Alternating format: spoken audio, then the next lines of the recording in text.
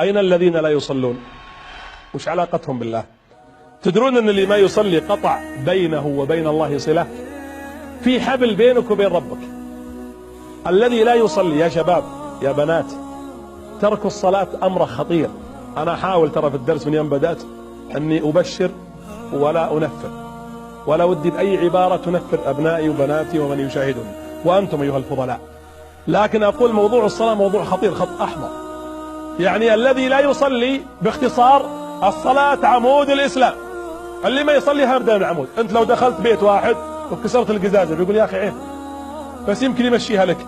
لو تشخبط في الجدران يا أخي عيب بس يمشي، لكن تجي تكسر العمدان يقول أنت مهبول تبي تذبحنا. الذي يترك الصلاة كالذي يهدم بيته ويهدم هذا البيت وليس له قيمة. الذي لا يصلي الله لا ينظر إليه ولا يزكيه ولا يكلمه. الذي لا يصلي انقطعت الصلة بينه وبين الله. الذي لا يصلي فك البنيان الذي يتظلل به. الذي لا يصلي انقطع النور عنه. يقول ابن القيم منذ أن تقول الله أكبر ينصب الله وجهه تلقاء وجه عبده المصلي. وترى النور اللي ترونه في وجوه الناس بعض المؤمنين الصالحين بسبب نور الله في الذين هم يصلون. الذي لا يصلي انقطع القرب من الله. كلا لا تطيعه واسجد تحت في الأرض، ومع ذلك يقول اقترب، وانت ساجد في الأرض يقول اقترب. كيف اقترب وانا نازل؟